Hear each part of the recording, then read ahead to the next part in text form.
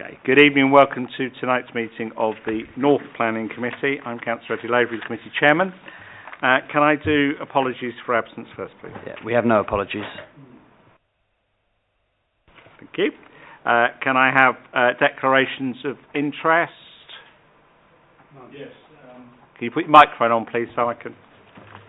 Yes, Chairman, I will be absenting myself for agenda item that concerns 31 Frithwood Avenue. So that's item 11. Item 11.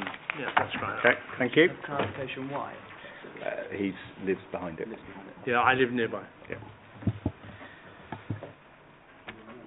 Yeah. Minutes of the meeting 13th of March. Can I take those as agreed?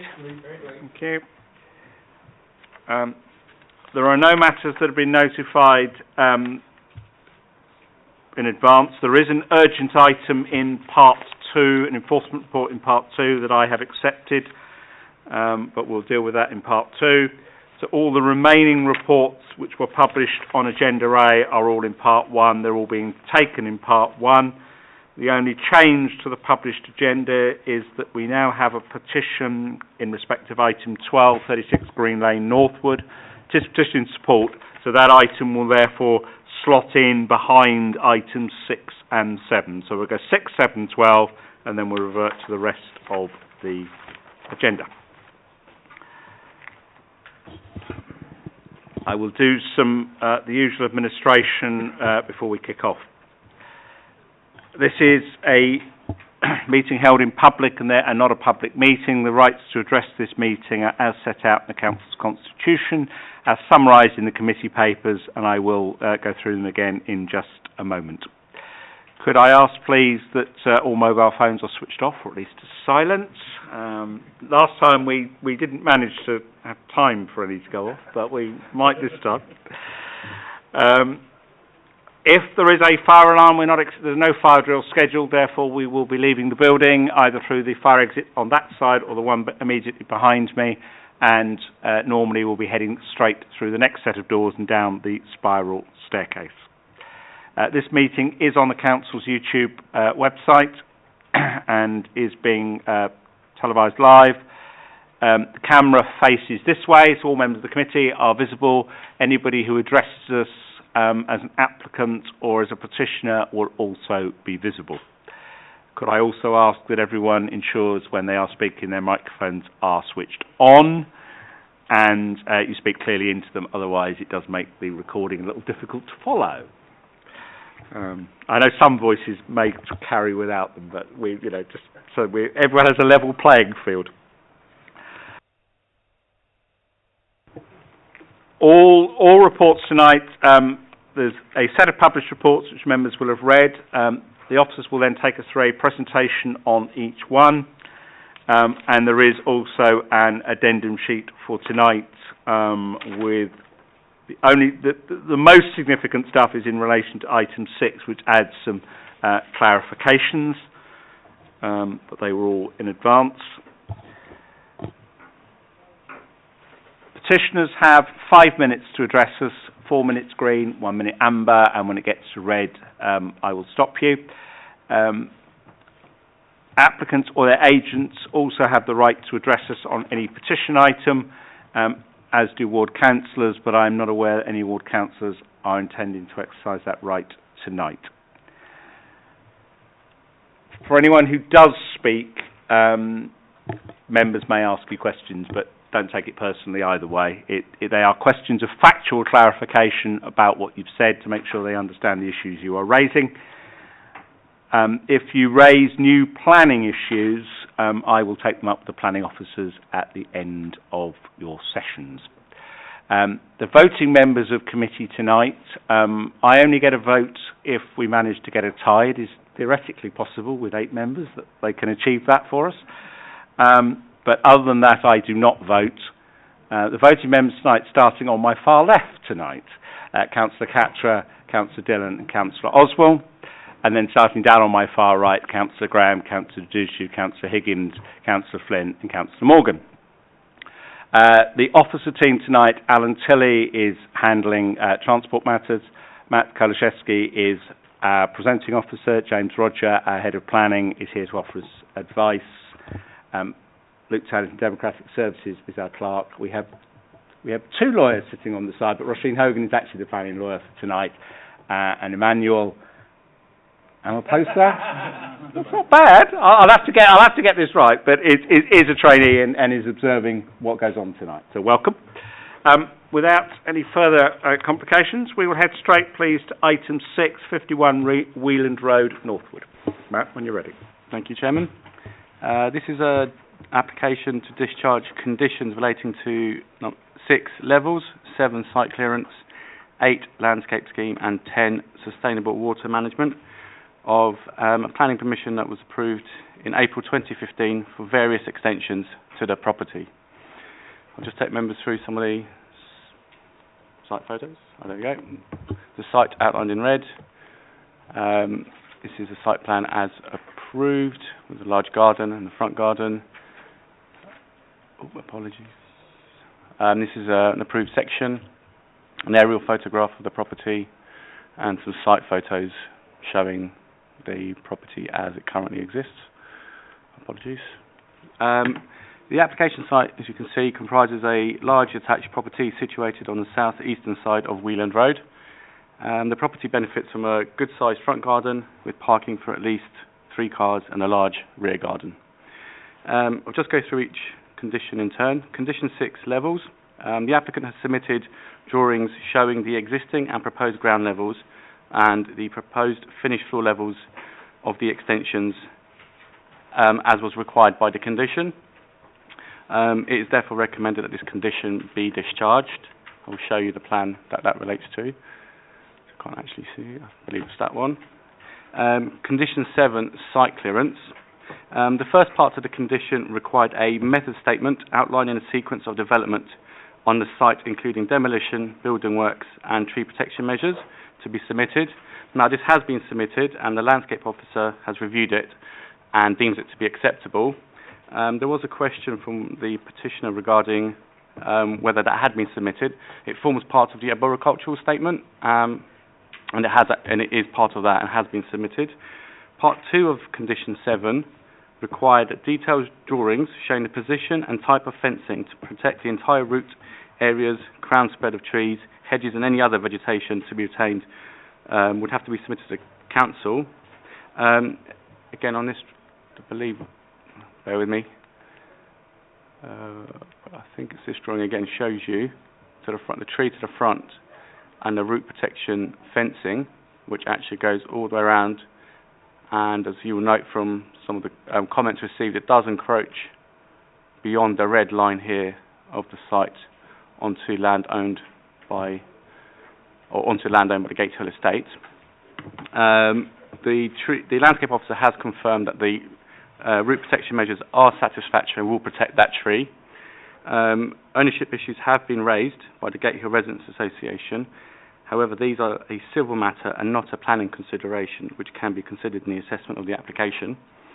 Moving on to Condition 8, that condition requires the details of landscaping to be submitted.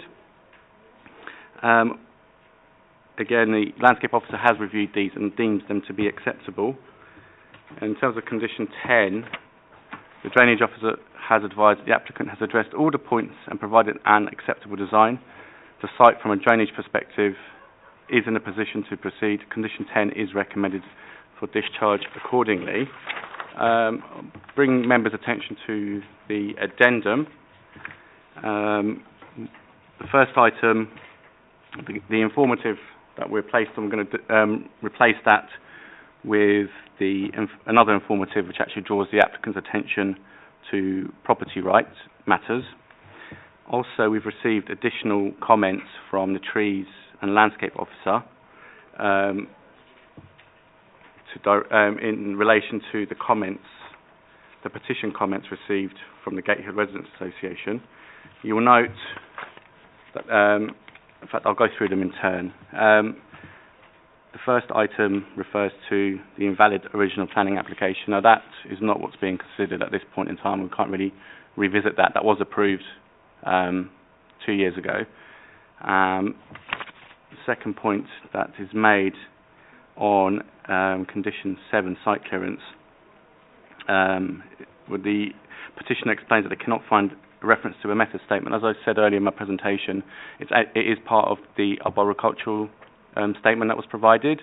I've double-checked and it is in there. There is a method statement within there which the landscape officer has confirmed is acceptable. The next point is that there is no asbestos survey. Well, none of the conditions that we're looking at require that at this point in time, so again, it's not something that's being considered. In terms of the landscaping scheme, I think the comments from the trees and landscape officer do relate directly to those comments under condition 8. I can talk you through those, or if you prefer, if you members can read those. Okay. They're fairly clear.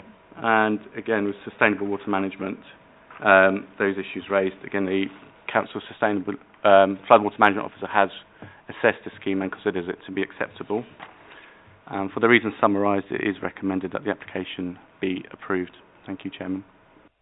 Thank you, Matt. We have a petition on this one. Susan Howells, please.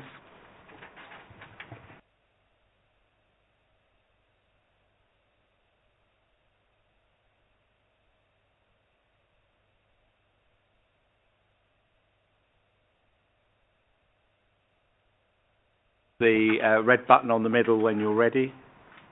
Okay, thank you. It'll light up. Thank you. Good evening, Chairman, councillors, ladies and gentlemen.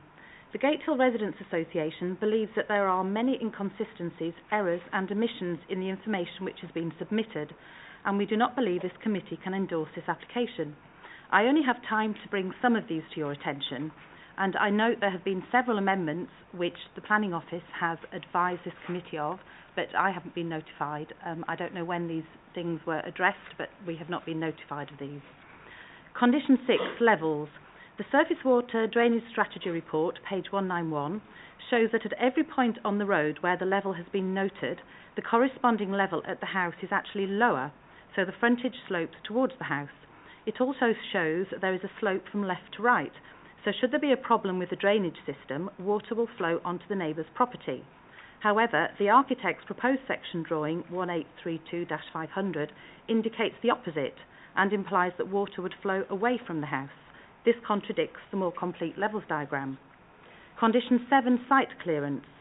No method statement outlining the secret of development regarding demolition has been submitted. Page 27 of a Structure Engineering Environments report recommends that an asbestos service is completed prior to alterations or demolition works taking place. No asbestos service has been submitted, as we've just heard, but how can you be certain that demolishing the back of the house is not going to create a public health risk? Surely this needs to be done before the back of the house is taken off. The applicant intends to put tree protection fences on land owned by the GRA. We do not consent to this in view of the situation which has arisen in Woodside Road. Can committee members be certain that the trees will be protected? Condition 8, landscaping. The officer's report states that the front garden will stay as is, stroke to be retained. This is not correct. The proposed site plan drawing 1832-200 states that there is a timber panel fence 1.36 metres tall on the boundary with number 49. The current fence is actually open wired and 1.22 metres tall. It belongs to the neighbour, not the applicant. If a new fence is to be erected, the bushes will have to be removed. The plan does not show this. More contradictions. The proposed site plan states existing trees will be retained. Please refer to arboricultural report for further details. Well, sections 6 and 7 of the report and the plan dated 4th of January show that the trees in the front garden are to be removed, so there are proposed changes to the frontage. Which of these conflicting documents is correct? Condition 10, sustainable water management. On pages 25 to 27 of the Surface Water Drainage Strategy, there is a report from Thames Water showing that there are separate foul water and surface water sewers. However, the plan on page 191 of the report states, reuse existing off-site connection to the Thames Water Public Combined Sewer.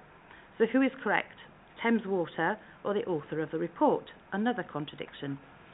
The swimming pool in the basement will contain around 72 cubic metres of water, that's about 72,000 litres, and is going to be emptied periodically. No plan has been submitted to show how this chlorinated water is to be disposed of. On page 30, there is an assessment of the condition of the sewer pipes, with many having been assessed as being of high risk of backing up or causing flooding. All the others need at least maintenance. Page 191 shows some new pipe work and states that any damaged pipes they come across will be repaired. Well, what about the pipes they don't come across? With the increased volume of water using these pipes, we would expect all damaged pipes to be replaced. No details have been submitted of how rain and grey water will be recycled and reused in the development. The downpipes on this property will flow straight into the drains, not into permeable areas, contrary to Hillingdon's paving front garden guidance. I hope I've illustrated that this application is riddled with inconsistencies and inaccuracies and should be treated with caution. This would be the first basement, together with its swimming pool, to be built on the estate. We have concerns as to how it can be built safely and maintained on a sustainable basis with regard to residents. Watercourses already exist over the clay subsoil, and flooding has already been seen on the estate, causing residential damage from drains which are unable to cope with freshwater deluges. We ask that you either refuse this application or defer your decision and ask the officer to seek clarity for all these inconsistencies. Thank you. Do members have any questions? So I have the documents here if anybody wants to. I might have those in a moment, because it might be easier when we get into the detail of this. But do members have any questions? No. Okay, thank you. Agent or the applicant?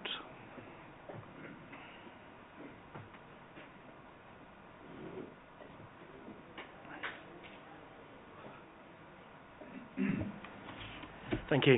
Peter Higginbottom, agent on the application from Planning Insight. I'm with a horrible cough, so excuse me. I won't keep you long. I've just got a couple of points I want to raise. I think from what I've heard, what I've read, some of the main issues with regard to this application coming from the petitioners are the issues of land ownership and some in-principle arguments to the basement, which we've already heard are not material considerations on this application. One of the issues regarding tree protection, we note that there is some protection which will use the GRA-owned land.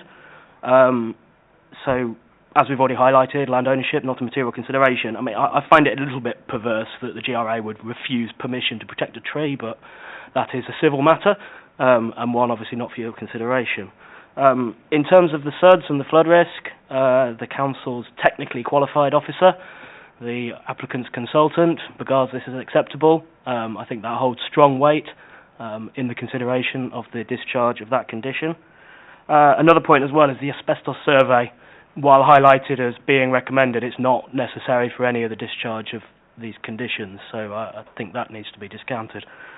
In terms of the issues over discrepancies on the plans, I think the arboricultural assessment is probably the clearest indication of what's proposed. No works are proposed to the front of the building, the front forecourt, other than tree protection measures. I think the timber fence on the boundary is exactly that, the existing fence. Whether it's timber or not, it's not proposed, it's retaining existing at the front. In terms of the removal of trees at the back, there's oak trees with TPOs that have already been highlighted. They are not permission's not sought to remove those, even though the arboriculturalist has recommended it. That will be the subject of another application if needs be. I think there is a tree highlighted as on the southern boundary there, for removal, although the arboriculturalist report suggests that no trees are to be removed. I think that's probably a bit of confusion, so I haven't got the plans in front of me other than what I've seen this evening.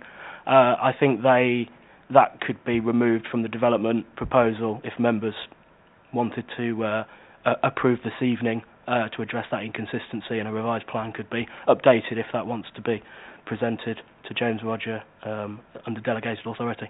I've got no other points to raise. I think the officer's report and additional comments from technical officers are quite clear that the proposed details are acceptable.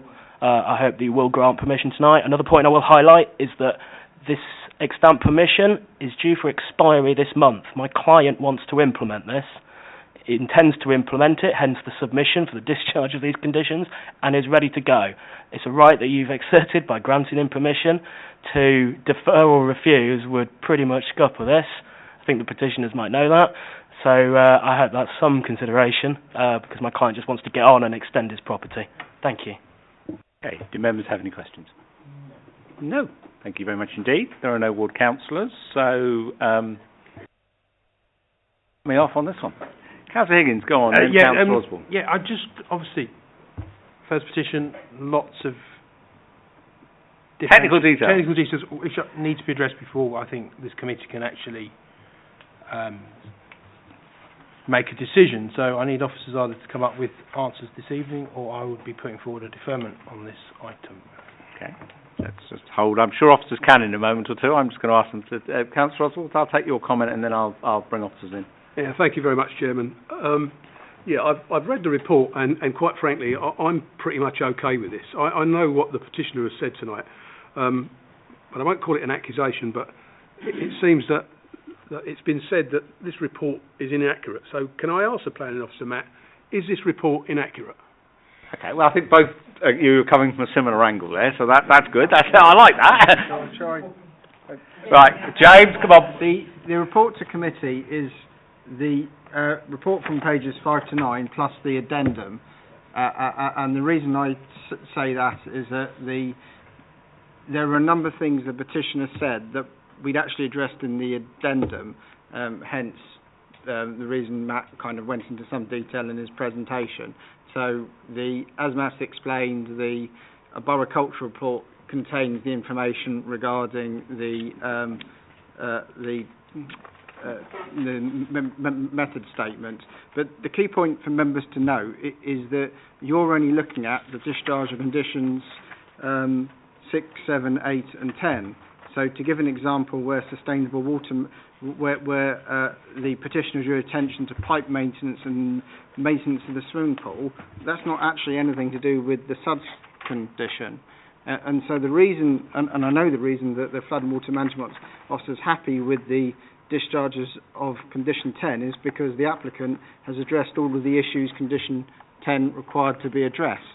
And that's the key point I'd say to members as regards issues raised by the petitioner. The officers are happy that the applicant has addressed what was required by the planning conditions. To me, the only contentious issue perhaps is this issue of protective fencing on the Gatehill Residents Association verge. And we did stop and think about this, but then we thought, well, actually it would be slightly perverse to ask the applicant not to put protective fencing that's stopping construction vehicles damaging a grass verge, trees and hedgerows.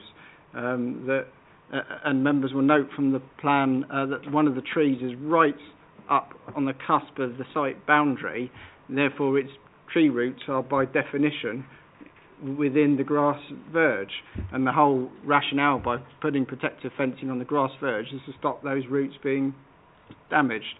So if we were to then ask the plans to be revised to remove any protective fencing that protects the grass verge, to me it will be a perverse outcome. So in answer to the original question, I'm satisfied that subject to the addendum it's a robust planning committee report. Thank you, Chairman. If I could just come back, thank you for that. I didn't actually think you'd go on that long, James. But it was a pretty straight question. I thought, thank you very much. I mean, I have read this report because it's easy to read because it's only like 3 or 4 pages, and I've also read the addendum, and I'm quite happy with this. I'm not going to move anything yet because I want to hear what Councillor Higgins has got to say. Councillor Flynn, Councillor Higgins. Thank you, Mr. Chairman. There's a lot here that is not material planning considerations. We've spoken about the ownership of the land. There's also a lot here that I am okay with. But the one outstanding item that did seem to get raised by both the applicant and the petitioner was, and it was acknowledged obviously by the applicant, was this issue around a tree being removed in the front garden, and it sounded as though, or the back garden. Sorry, thank you for correcting me on that. And it sounded as though the applicant there was some inconsistency there. Could the head of planning just clarify that issue, and has there been a misunderstanding on that, and can we just clarify that? Yeah, I'm sorry. Apologies. Yes, it's just to confirm it's the tree here. Is it going or not? It is. It does say it to be removed. Yeah, it does. But I think as if that is an issue, I think it's I think the applicant's offering to say that if that's an issue, then they'll leave it. I would just point out that the removal of that tree that would have been in the original tree survey with the original application, and the council's tree and landscape officer agreed that it could be removed at that point. We're not. I think the issue here is we're looking at the landscape scheme. We're not looking at the principles of what was agreed previously. However, however, as the applicant's agent noted, it can be reversed if need be. Well, could I just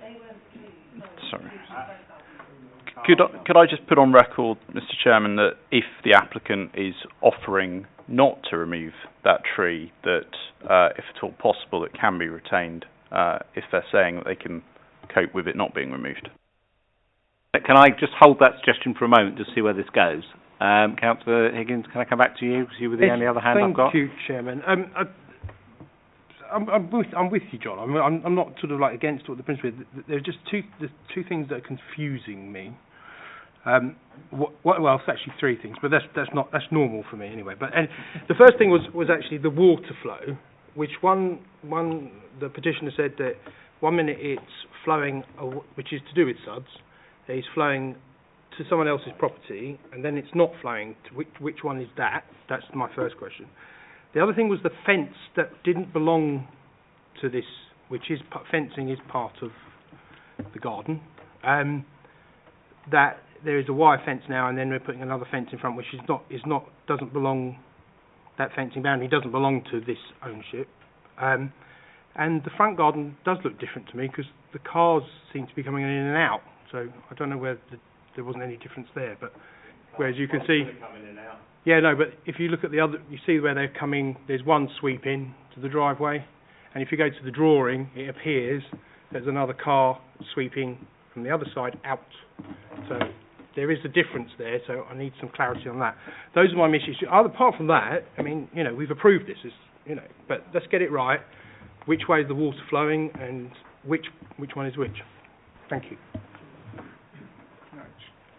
James, if I just comment on the tree issue first, there is a slight issue in that the applicant's agent didn't actually pinpoint exactly which tree was being referred to. I know Matt thinks he knows, but so I think the second part of what the applicant's agent said was the sensible bit. That so if it was delegated to me to clarify exactly the tree they're referring to, what I would do is I would immediately go to our tree officer, who is the expert arboriculturalist, get them to agree what's being proposed. But I don't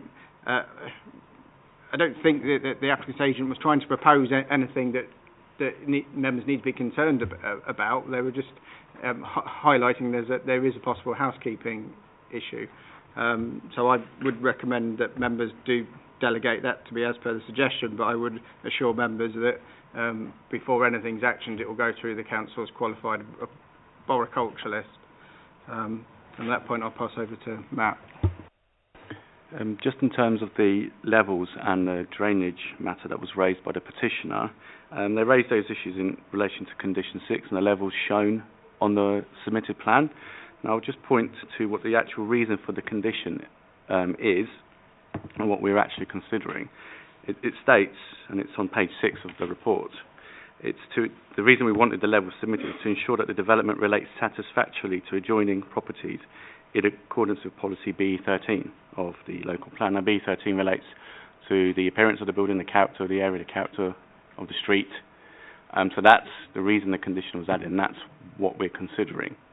In terms of the drainage matters directly, again, the SUDS condition, condition 10, the details submitted were reviewed by the council's floodwater management officer, and the details were deemed to be acceptable. The way it would have been assessed is whether there is an impact, whether adjoining properties will be flooded.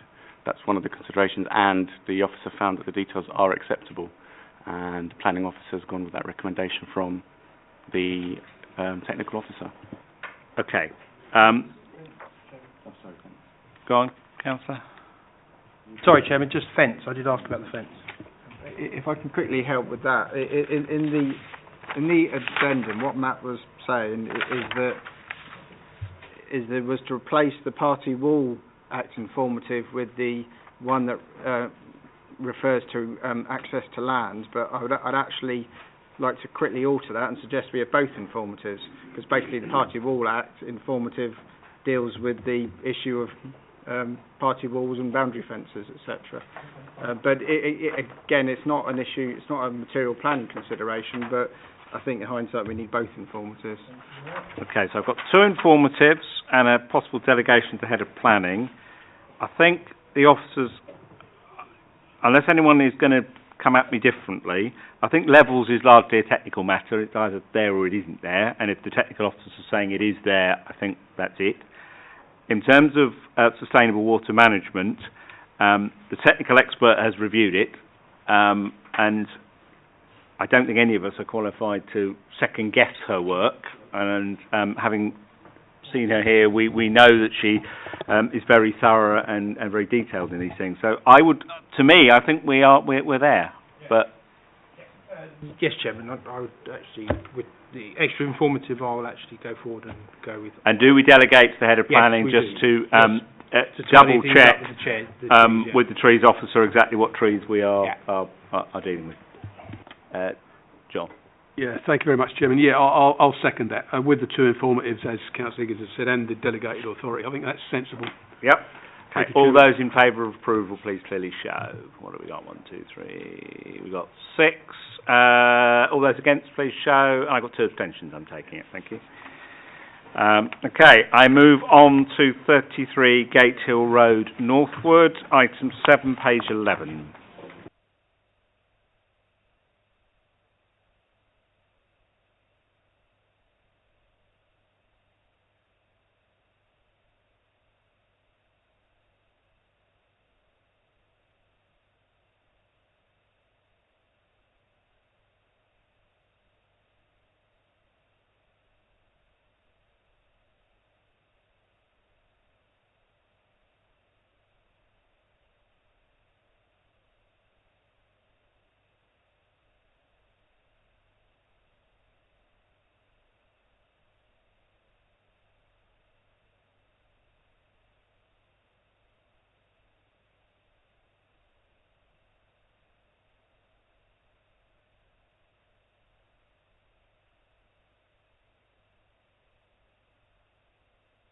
Missing a presentation, I think, at the current moment.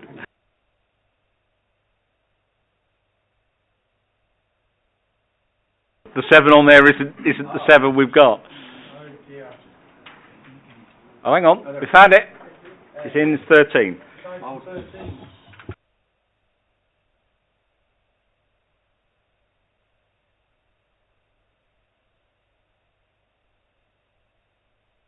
Let's go. Thank you, Chairman. The proposal involves the erection of a 2-storey side rear extension, first floor side extension, and the raising and enlargement of the roof to allow for the conversion of the roof space to habitable use. I'll just take members through the photos. There's a red line site plan. You can see the property there. Another site plan. This is the existing site plan with the house there. You can see set in a larger plot, and that's the proposal. As members will see, it's very close to the boundaries, so it extends on both sides pretty much to the boundaries. Of floor plans of the existing and elevations of the existing, you'll note rear elevation there, front elevation here, and the 2 sides and the floor plans below. And the proposed, this is first floor. Proposed first floor, proposed ground loft, and these are the proposed ground floor plans and the elevations. The application site comprises a 2-storey detached property situated on rising ground on the northwest side of Gatehill Road. The street scene is residential in character and appearance, comprising mainly large detached properties set in generous plots, such as this one. The application site lies within the Gatehill Farm Estate area of special local character. In terms of the it is considered that the proposed additions and roof alterations will have a detrimental impact on the character and appearance of the original house, on the street scene and the surrounding area, and on the character and visual amenities of the Gatehill Farm Estate Northwood area of special local character. The proposal would extend to the boundary number 31 Gatehill. Let me just get back to the site plan so you can see the properties there. Whilst the extended property would be more than 21 metres from the front wall of that property, the proximity to the drive and no opportunity for meaningful landscape and the potential loss of existing landscaping would mean that it would have an overbearing impact on that property. There is a first floor balcony to the side and rear. Whilst it is implied that this has a side screen, this is not actually specified on the drawings. There is also a side-facing master bedroom window on the south side. If I just take members to the elevations, you will see the windows there. There are on the south side as well as a bathroom toilet window. There are also bathroom windows on the north side. Whilst it is reasonable in the event of planning permission that the bathroom windows are obscured glazed with thick fixed openings above head height, this is not normally the case with bedroom windows. The presence of so many windows and the balcony would add to the overall impression of an overbearing impact to the detriment of the amenities of number 31 Gatehill Road. In terms of landscaping, the proposal fails to make adequate provision for the protection and long-term retention of protected trees and other vegetation within the site. The retention of trees is required for their amenity and screening value. The retention of trees and vegetation within the front garden is also required so as to retain the character of the area. If I just show you the photos, you will see this is the front. You will see, photos from the property which you can see are quite leafy. It's got loads of vegetation all the way around. It's the neighbouring property, and that's I believe the driveway into the property, which is set quite away from the road. So you will see that there's actually ample space for parking. I mean, as it's one house, they could park tandem park. Again, the property as exists, and again you see all the vegetation. Apologies. So I'll just show you, flick back through so you can grasp all the vegetation there. The retention of trees and vegetation within the front garden is also required so as to retain the character of the area, and the lack of garage within the proposed development may result in increased pressure for additional hard standing to the front area, which would be unacceptable and adversely affect the setting of the building, the character of the area and the street scene. Officers also note that the applicant states in the letter that was circulated to members earlier in the week that he received favourable pre-application advice in September 2015 from the duty planner. This would have only been informal duty planning advice that would have been based solely on whatever the duty planner was shown or told at the time, and it's certainly not formal advice, and formal advice was never sought for these extensions. Just going to the addendum, just noting that a letter with photos were received from the applicant and petitioner, and these have been circulated to members earlier in the week. For the reasons summarised, it is recommended that the application be refused. Thank you, Chairman. The various references were given to number 31 on page 19 of the plan pack. I think it's the clearest plan to enable members to see the relationship between number 33 and number 31. Thank you, Chairman. Thank you. Petition on this one, Susan Howes? No. 48 hours, and I have said I'm going to start. The email would have been circulated, so if they were in the email. Were they in the email that came in earlier? If they're in the email, in that case, I'll have them. Yes. If they're new stuff, I won't. So can I just have a look? Yeah, that's fine, because they have been circulating. We're agreed to be circulated, so that's fine. Yeah. No, it's just we're not. The habit of things appearing on the night is not fair to everybody, and it just makes life too complicated. So, no, these are what we saw earlier. Yep, that's fine. when you're ready. Okay. Good evening again. I wish only to make a few comments, as the officer report has so comprehensively shown that this application is totally in breach of Hillingdon's planning policies and the policies covering areas of special local character. I will, however, comment on the photographs, letter and diagram which the applicant has submitted this week, which we haven't previously had chance to comment on. Firstly, the claim that the distances to the boundary from the extension are wildly different to those of the plans his architect has submitted. I have circulated a handout which shows an image plotted using AutoCAD, and the proposed extension is marked in red. Even allowing for slight variances from the OS data, it's obvious that the extension is virtually to the boundary on the south side and is possibly even overhanging the north boundary. There is no way that the image is 6 metres out, given the plans submitted with the application.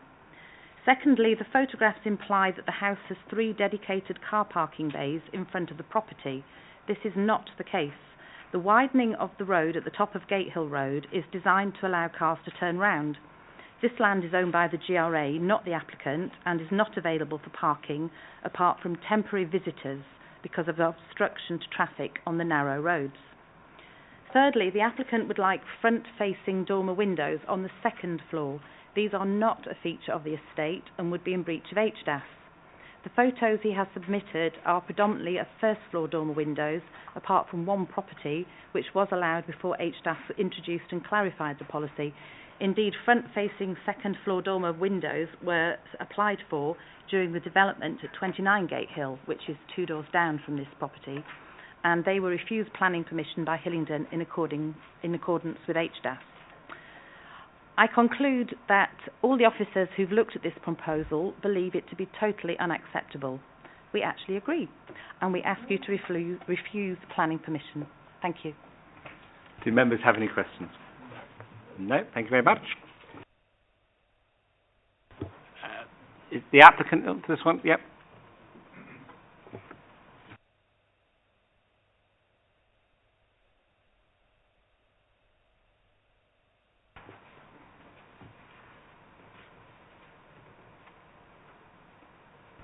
So, good evening, Chairman, Councillors. My name is John Feeney. I'm the applicant and owner of the property. So, what I wanted to pick up tonight was a number of inaccuracies in the planning report. So, because of the time and the number of inaccuracies, I need to quickly fly through these. So, the first one was that no pre-application negotiations took place. I agree with the petitioner, that wasn't any formal meetings, they were informal meetings, but I met with the planning information officer and the conservation officer with the intention of showing them similar photos to those to get an understanding of what they would and would not allow prior to me submitting drawings. They were the ones that highlighted to me that on the front elevation, you will see in some of the photos, you will see front elevation, there were dormer windows. There's actually 3 dormer windows on the property. The conservation manager officer said to me at the time, I want you to retain that elevation. You are to keep that elevation. That's what I've done. I've retained that elevation. That's a dormer window. When I tried to put Velux windows on the new part of the extension, it wouldn't have fit with the character of the building. So that is why I added a couple of more dormer windows to match the existing detail. So after speaking with those people and also to getting advice on the foundations in October of that year, I then put forward my plans. So the planning report states that the street scene comprising large detached properties set in generous plots. That's what the planning report says. Number 33 has a generous plot. The issue, it would appear, is that the planning report states it would fill the site for the entire width up to its site boundaries. That's not correct. On my own, which I'm going to show you some other photographs, I am showing at the rear against 31, which is on this side, there's 3.1 metres to the boundary. That is a 1:200 scale drawing. It's not going to show the level of detail of that, a 3 metre measurement on a 1:200 drawing.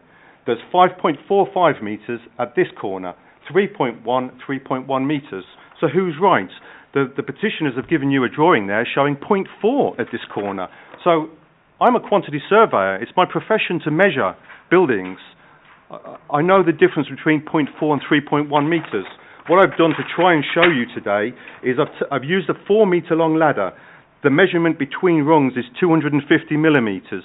4 of those spacings equates to a metre.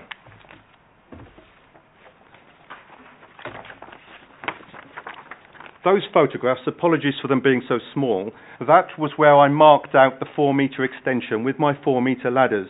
You have these photographs. If you counted the space on the rings, you will see that that equates to 4 metres. This is the hedge adjacent to, this is the driveway here, adjacent to number 31. There is the fence demarking the boundary to number 31. The distance from there to the corner of the building is 3.1 metres. That is shown by my son hopefully holding the 4-metre ladder. If you count the spacings from that, you can just see the boundary fence to where we're holding the marker is 3.1 metres. It's not 0.4 metres. That photograph there shows 0.4 from the corner of the property to the edge, the brick upstand of my planting bed. The hedge alone is 3 metres wide.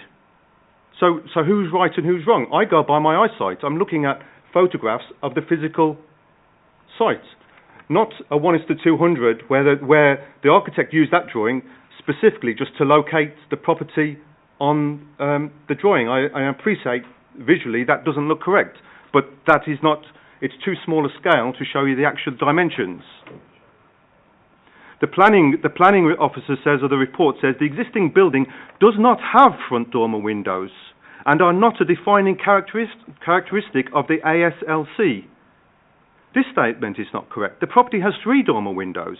Other properties on the Gatehill Road estate also have them. I've listed here 15 properties. Number 4, 6, 7, 12, 22, 15, 23 all have dormer windows to the front. The planning report says that the 2-storey side extension should retain a minimum of 1.5 metres. All around the property I've got a minimum of 3.1. At the front corner there's 5.45 metres. The planning report says there is no opportunity for meaningful landscape and potential loss of existing landscape. Do they mean this hedge, which I'm not going to be removing, because I'm still a half a metre from that hedge? The report says there is a first floor balcony to the side and rear. Whilst it is implied that this had side screening... I think you've reached time. As I said, it wasn't enough time. Well, thank you. Everybody gets the same, so... Yeah. Do members have any questions? No? Thank you very much. Thank you. There are no ward councillors. I will... perhaps the planning officers would just like to come back very briefly. Well, let's just start with the substantive, shall we? We have a plan in front of us on scale 1 to 100, actually, dated 21/12/17, that would appear to show exactly what you suggested it showed, which is that we're very close to the boundaries. Thank you, Chairman. Yeah, this is the only site plan that was submitted. You also got... There's one at that... I can't see what scale is on there. 1 to 100? 1 to 100. I actually measured this earlier after I read the applicant's comments, and we can only assess what we have on the plans. Thank you. That is right up against the boundary, and I can just say that that distance there, which I've measured, is on this plan equates to about 40 centimetres. So that's what we've assessed. Well, we take the plans as presented. They are the applicant's plans. So, James? If I can also help members on this, so a planning inspector will look at our refusal reasons, and our refusal reasons don't go into minutiae detail over the precise distances from the boundary. It just says in reason 1 that we think the development's unacceptable because its size, scale, bulk and design and would represent incongruous and unsympathetic additions. And I have to say I have absolutely no qualms in this case saying that I think the proposal is exactly as set out in refusal reason number 1. And I note that there was a few sort of gasps from members as Matt went through the slides, and that's indicative, I think, that it's an acceptable proposal. Okay, I've got Councillor Oswald and Councillor Higgins. Thank you very much, Chairman. Yeah, I mean, rightly or wrongly, you're right. We can only decide on the plans that are presented to us and what's in the report. And what's in the report quite clearly states that it's not compliant and it's not in policy. So, I mean, really, I've got to move the officer's recommendations for refusal. Thank you, Councillor. Councillor Higgins, and then I'll take Councillor Yeah, on Morgan. the same point, really. So are you happy to second on that? Yeah, I'm happy to second it. Bulk is just too big anyway, even the distances that, even if they were what... Well, we have to take what's in front of us. It's overdeveloped anyway for the site. Yep. So. Councillor Morgan. Thank you very much, Mr. Chairman. As our fellow councillors have said, that we can only go by what's actually presented in front of us.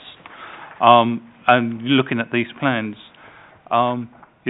we have 3 strong reasons why we should refuse this, and I see no reason why I should overturn the officer's recommendations. Okay, well, we are proposed and seconded, unless anyone's got any material things that nobody's raising their hands. And so on the basis of that, all those in favour of refusal for the 3 reasons shown, please raise. You're abstaining. Right, okay. That's 7 in favour, 1 abstention, so that one's refused. Thank you very much. To item 12, 36 Green Lane, Northwood, which is change of use from retail to a mixed use retail and restaurant cafe, not hot food takeaway, as stated in the application. We may need... Not, yeah. I just wanted to clarify that. Have we got the right slide?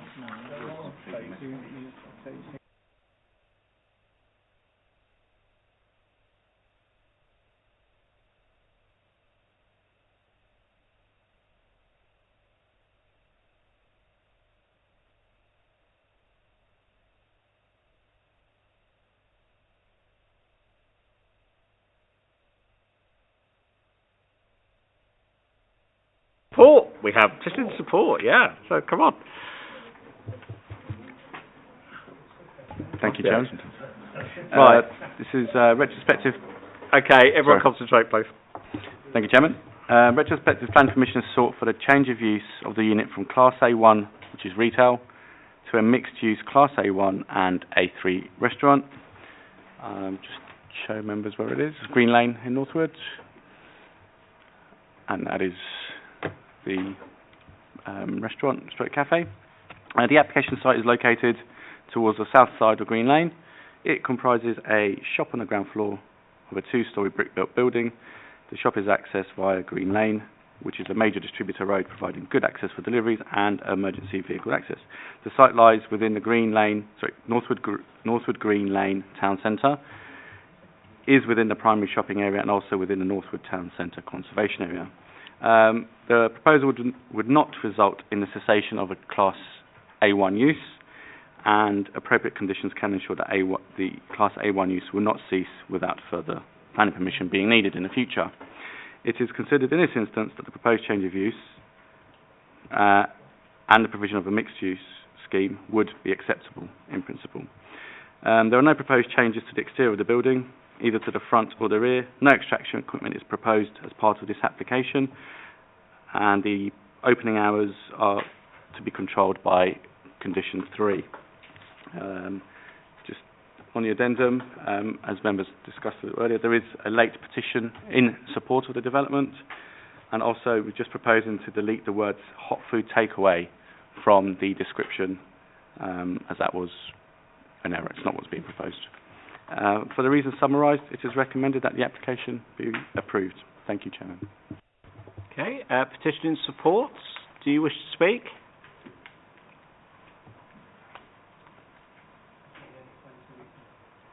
If you just press the button on the middle when you're ready, we'll do the timers. Hi, good evening all. Thank you very much for letting me be here. There is really not very much I could say on this situation. It's pretty much down to you all to decide if it's going to go through or not. There is everybody's in favour of this application. And it just really, my customers are in favour of it. There is nobody obstructing it. And I do quite agree with all the recommendations which you have made, which I think is quite nice to have it. That's all right. Thank you.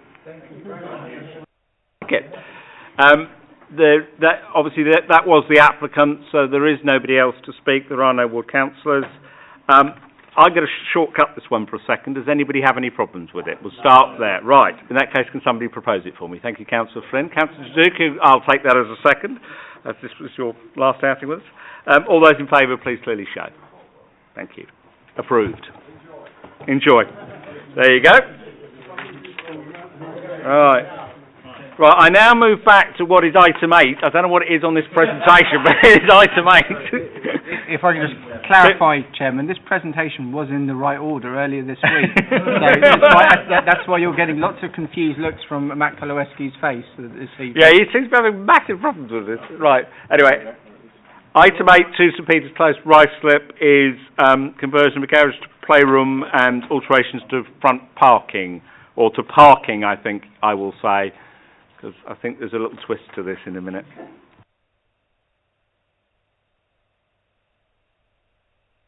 James, give us the twist before we start. Members will note there's a black and white photograph that you've all got in front of you. So I'm actually going to talk through this photograph. So this is a case that was actually subject to enforcement action, and because there was a rear garage that you can, members, look closely at the far right hand side of this photo. There's an access point, a little gap in the hedge on Cambridge Drive, and through that gap is the double garage, and this garage has been converted into an ancillary residential use, so it's not used as a separate unit for accommodation. It's used as extra living space for the house. So it isn't used for the garaging of motor vehicles. So there was an issue that it removed all the parking from the site that was pursued by the planning enforcement team. What the applicants sought to do through this application is introduce some off-street parking, so that we can then approve the internal conversion of the garage. The reason they require consent to convert the garage is there was originally a condition requiring that it be retained for motor vehicles. Now, going back to the photo, so when it came in, there was an off-street parking space proposed exactly where the tree is next to the St Peter Close sign, and you'll see there's a car in the photo parked off the highway edge. So what happened is that the council's tree and highway engineer suggested it be moved round on Cambridge Drive, and you'll note that the plan in front of you, it indicates a parking space that on the basis of that plan looks absolutely fine. But the problem comes when you look at the photograph I put in front of you. You'll see there's another street tree exactly proposed where the parking bay that was omitted from the plan. Now, this should have been checked by officers on site, and was only picked up by myself and Matt when checking the PowerPoint presentation. Now, this leaves committee with two options: to either effectively the matter gets deferred and the parking space is moved up adjacent to the garage. So if members can see in grey on that plan, there is a garage. The size of the garden is such that if the parking bay was relocated next to the garage, as Matt has shown, you'd still end up with an acceptable rear garden. Plus, as members will note in the photo, you'd end up with a parking bay that isn't blocked by a tree and has adequate visibility in either direction. So one option would be to simply defer it, but alternatively, members may wish to just bring this matter to a close and delegate authority to me to get a revised plan and sort the matter out. And I'd be happy to do that should members be happy with that option. Let me start this one off. We've done enough with this one, I think. I don't think the head of planning suggestion gives rise to any issues at all. I think members could comfortably agree his suggestion that providing he gets another plan with a revised parking space correctly shown. Yeah. The issue was, could we get a parking space in this? We can. Does anybody have an objection to that? No, I have a point. Oh, you have? Yeah, go on. You might want to spell Cambridge right on the... Oh, no. This is the applicant. The applicant doesn't know. Well, it's fine. So this is where the problem arose, yeah. Okay. Councillor Higgins, I think I caught your eye Yes, first. I will go with officers representative and delegate it to the head of planning to sort out the plan. And I think the theory of this all is remember to look around the corner. Councillor Morgan, will you get a second? I'd like to second that. Anybody else got any comments they want to make? Okay, all those in favour, please clearly show. Thank you. That one's approved. Okay, I move to item 9 and 10, which is 66 Victoria Road. One is a change of use application, and the other is an advertisement consent. The officer will present both together. We will need to vote separately as usual. Thank you, Chairman. 66 Victoria Road. The application seeks planning permission for change of use from a Class A1 shop to a use Class A1, A3 shop, cafe, for use as a coffee shop involving an outdoor seating area and internal alterations. I'll just take members through photos, site location plan, the layout, and as you will see, it's Costa Coffee. Sorry, that's the existing layout, I do apologise, and proposed layout. So, again, it's for a coffee shop. Site is located on the southwest side of Victoria Road. The site forms part of a two-storey terrace of commercial units on the ground floor with residential above, access from the street. The ground floor unit, subject to the application, is currently used as a bakery, and the property has a single-storey rear extension. The mix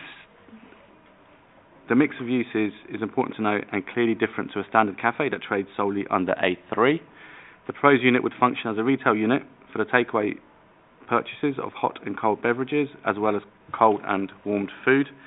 The sale of other goods, such as coffee beans and other coffee paraphernalia, further contributes towards the A1 mix, thereby contributing to the vitality and viability of the shopping frontage.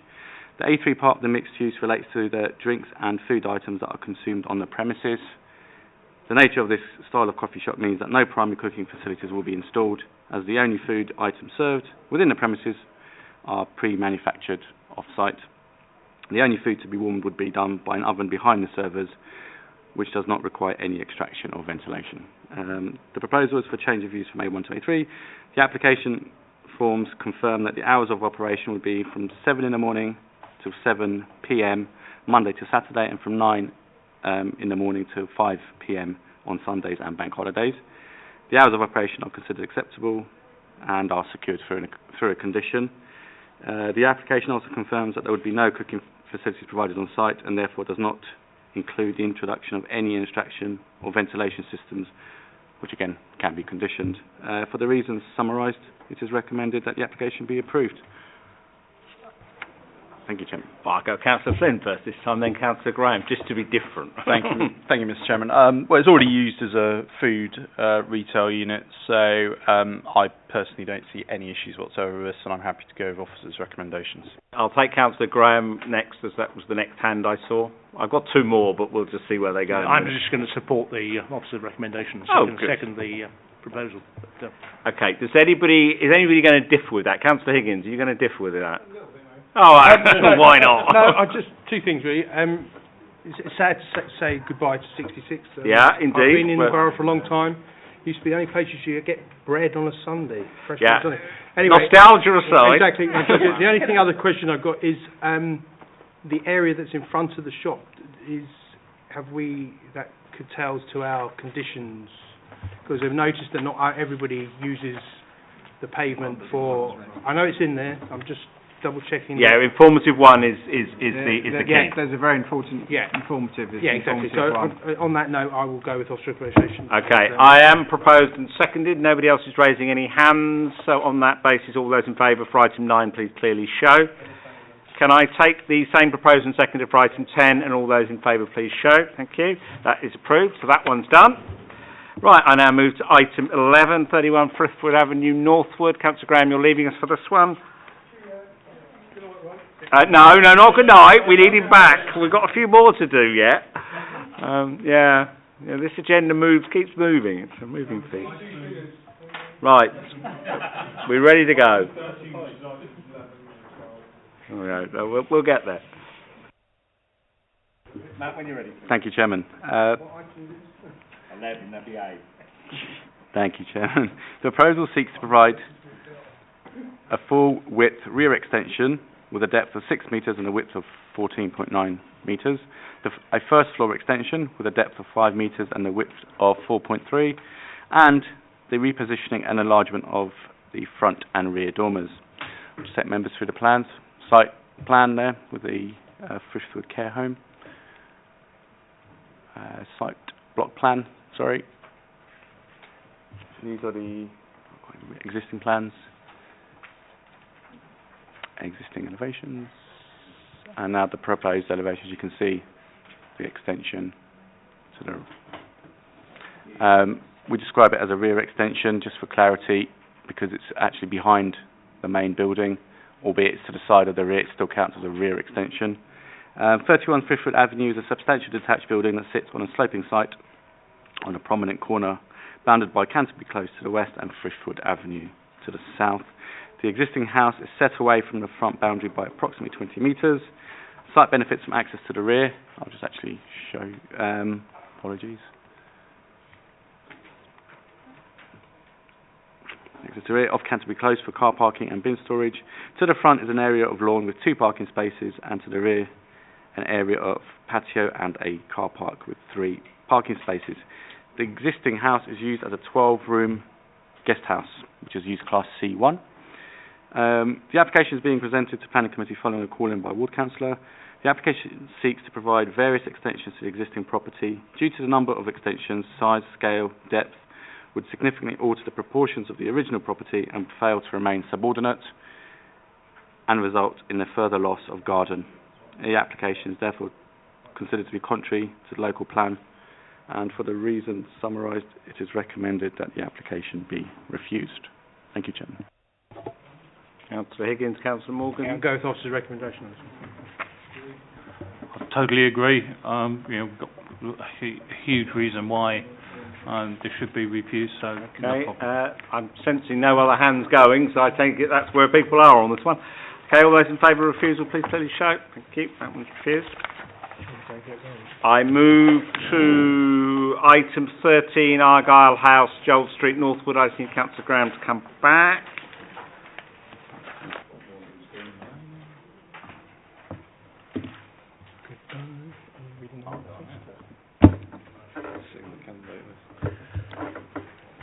Review.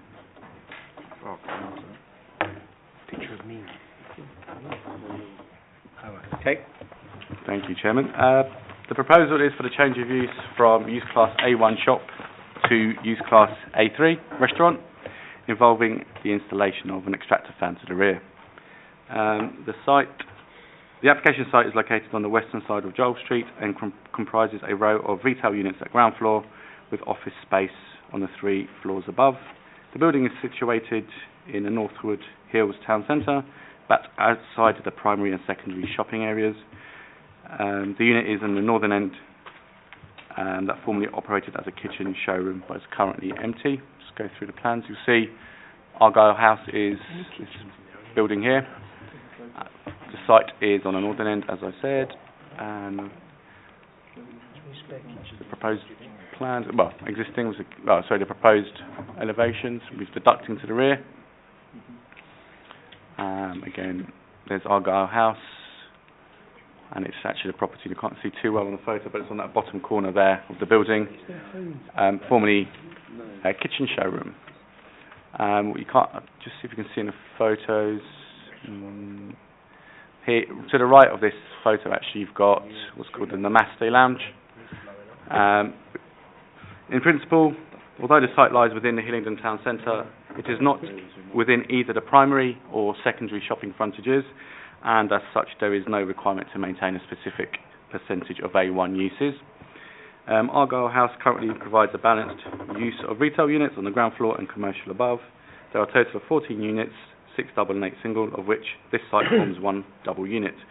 The unit is currently empty, and given the prominent corner position, the proposed use would bring the empty units back into use. I think the main issue to consider for members would be the, actually on the addendum, I believe, it's not in the, oh sorry, it's in the report, so the hours of use condition, which although it's till 2 p.m. or on Saturdays, it's actually the same as the Namaste land next door.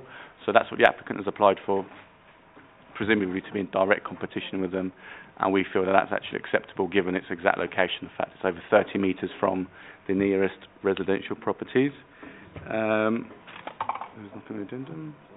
And just go back to the addendum, we're proposing to add a food hygiene informative form for completeness. And for the reasons summarised, it is recommended that the application be approved. Okay, I'm going to, unless anyone tells me differently, I'm going to presume that the principle of this, no one's got any real problems with, given its location where it is.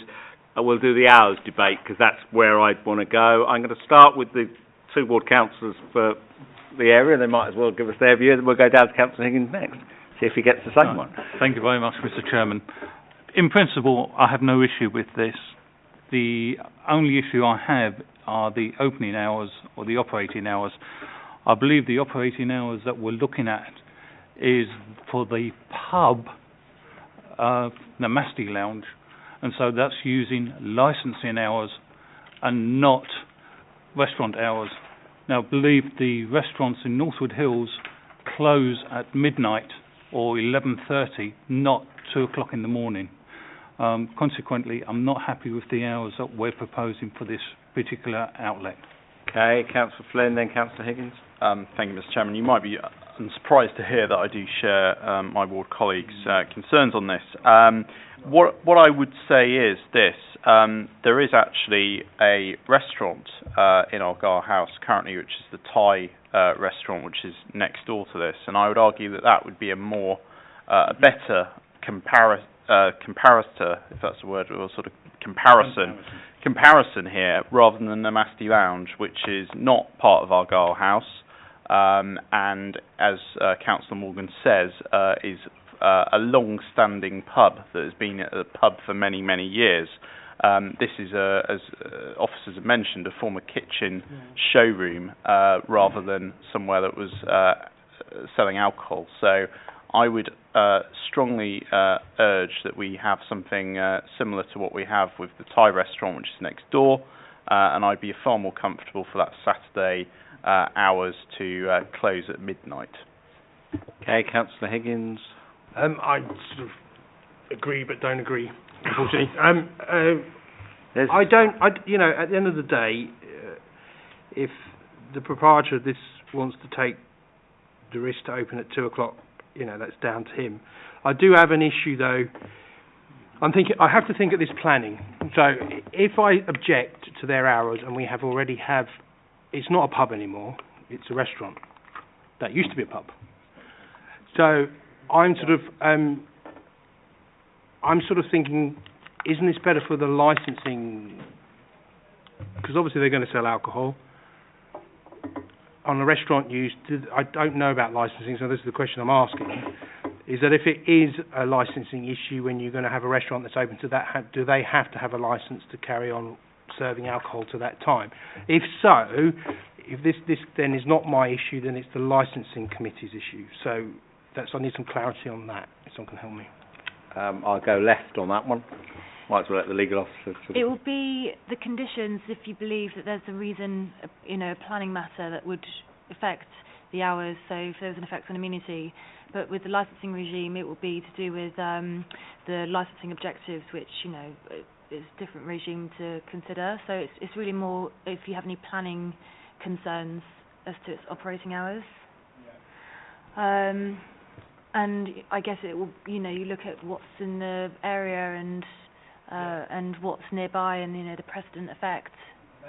That's the question I was going to ask you, is that if we were to refuse and restrict the hours of this establishment, and next door, which is a restaurant come pub, and they're allowed to go till 2 o'clock, are we then, are we stepping out of an area that we shouldn't be, if you understand what I mean?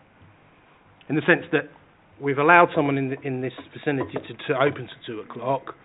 Do we really have the authority in a planning committee then to say, well, sorry, you're not allowed to open to 2 o'clock because we don't like it?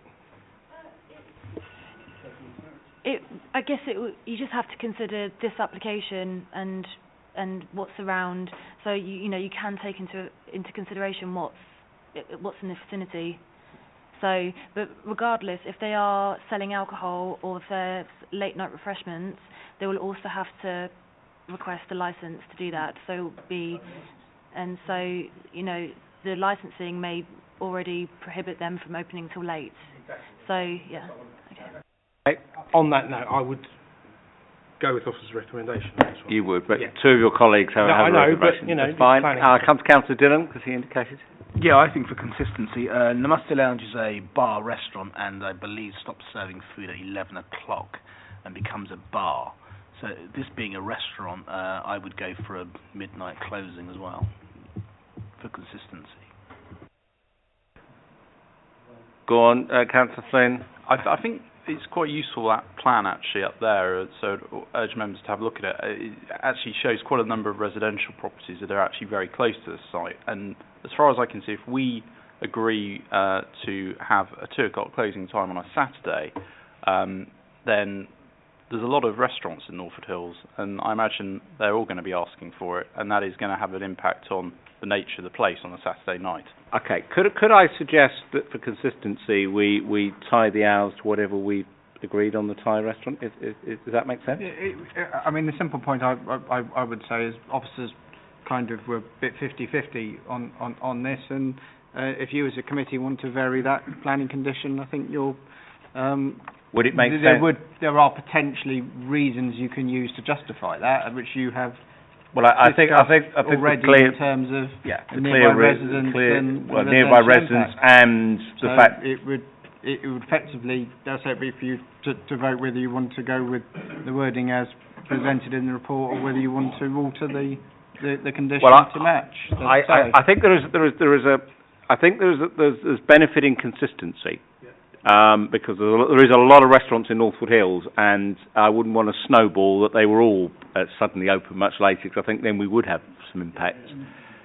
Councillor Higgins? Yeah, on that note, then we can say that food has to stop at the same as the place next door. I mean, let's face it, the place next door is affecting the residents as much as this will. I mean, I'm not going to die in a ditch either way about this one, but then we should say, if they want to open to 2 o'clock, then that's up to them to open to 2 o'clock, but they stop serving food at 12. I mean, I don't... Yeah, but we have to restrict the hours of use. Yeah, well... The restaurant. Yeah, well... it's about free... Would it be reasonable, James? I think as soon as you get past 12 o'clock at night, then you start to gather, the later it's going, the more easy it'd be us to substantiate an adverse impact. I think when we're talking about 11, 11:30 or 12, it starts to get more difficult because you're probably going to find there's more inconsistency in terms of the different hours that premises are opening from. Let's make it simple then. Just delete the 2 o'clock on a Saturday night and go midnight across the page. Does that keep everybody happy? Sorry, before we move on, look, if there's a 12 o'clock midnight limit, there's a reason for that, isn't there? It's disturbance to residents. And the point is, if we do put a 12 o'clock midnight restriction on this, well then, fine, let's do that. And let the restaurant go to the licensing committee and ask for an extension if that's what they want. Because all that happens is they'll pick up this report and say, well, look, this has been done for a reason, hasn't it? I mean, let's not make it our business to give them the licence to go to 2 o'clock. Let licensing committee do it. Okay, if we're happy to vary that condition back so it's midnight across the page. Yep. With that change, is someone going to propose to take me forward? Thank you, Councillor Flynn. Councillor Duker, thank you for seconding. All those in favour, please clearly show. Sorry, did I not look left? No, I'm on my... Oh, that's fine, that's good. I'm glad to see we've moved it in your direction. I'm not, you see, so I'm all right with doing that for people. Right, I move to item 4.